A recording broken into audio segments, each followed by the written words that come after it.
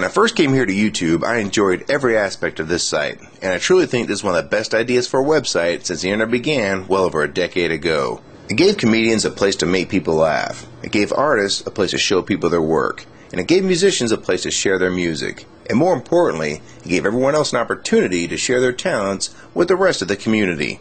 I think we all loved what this site was when it first started out, before we felt the site was being manipulated. They were just people taking their shot at vlogging, entertaining, and educating at a site called YouTube. People have said here over and over, YouTube as they knew it was dead. Now many people agreed, and many others strongly disagreed. And I guess it all depends on how you feel you're treated here. And if you're one of the few that YouTube has handpicked to be a star, and have your videos promoted above all the others, then you really don't have much to complain about. But there is a flip side to this coin. There are numerous channels that get buried, excluded, and banned. Now those channels are not happy to be pushed aside and ignored. Their emails not returned, and their questions not answered. These people still love the idea of YouTube, but they don't like the direction the site is headed. There were two huge events that changed YouTube forever. First, the site was bought by Google, and then shortly after, Viacom sued YouTube for over $1 billion. And ever since these two events happened, this website has never been the same. The reason for this video is because of the poor treatment received by many of the smaller channels here on YouTube. And by smaller, I'm talking most channels that are under 20,000 subscribers and those that are not YouTube partners. As most of you know, a video of mine was removed due to a false copyright claim by Viacom, only to find out later that Viacom apparently didn't even issue the takedown order. Now this is a problem on many levels. First of all, for YouTube to have a system so flawed that anyone with a generic email address can get a video removed is very troubling. Second of all, to think that this system would allow someone to falsely represent a company in filing such a claim as to show their name in the takedown notice should be very troubling to any company out there that could be falsely accused of taking a video down. So what this video is about is reforming the way copyright claims will be handled by YouTube. There must be DMCA reform here on YouTube immediately. Here's how it can be done to protect both the YouTube users and the copyright holders themselves. First, in order to file a DMCA claim against anyone, a company needs to verify who they are with full contact information, and it needs to be confirmed in order to make any DMCA claims here on YouTube. Second, once all this information has been confirmed, there needs to be one and only one email address that the DMCA claims come from, such as copyright@viacom.com or something along those lines.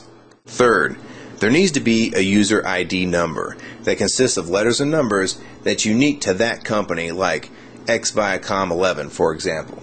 This will ensure that even if someone knew the name of the company's email address they use for takedown orders, they would still need to know the password to make the DMCA claim enforceable. This would eliminate almost all false takedown claims. These three steps would also limit the total amount of takedown orders issued and would allow both the companies and users to know that any DMCA claim is in fact a legitimate takedown order from the true copyright holder.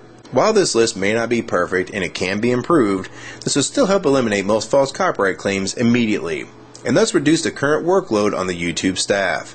And judging from my own personal experience here, I have to believe there are a lot more false copyright claims made than people think. Judging from YouTube's response to the video Viacom vs. You, which had never been confused with a copyright infringing video, their policy is just to assume full guilt on the accused and impose the harshest of penalties without even checking to see if in fact the video is infringing on the copyright of the original holders. So if you want to try to help fix this problem and let YouTube know you think the system is broken, throw a comment on this video, even if something small like the word support or agree. Also rate and favorite this video and share it with your friends, and most importantly, if you have a legitimate story of a false copyright claim, make a video response and let people know your story. People need to know how big of a problem this is here on YouTube. I just want to thank you all for supporting my channel, and I'll leave this subject in your hands now. It will be up to the YouTube community to tell their own story on videos and channels that have been wrongfully suspended or banned by YouTube. On a final note, the reason why I spent so much time on this subject was because if they can remove videos for any reason at all without justification, what will be the point of even making more videos here on YouTube? Making videos is a lot of work. And if YouTube doesn't even try to make a reasonable system to protect both parties, then there'd be no point making videos on any other subject until this gets fixed. Most of us don't earn any money for making videos. We don't do it for the money. We do it because we enjoy it. And maybe with your help, YouTube will listen and fix this problem once and for all.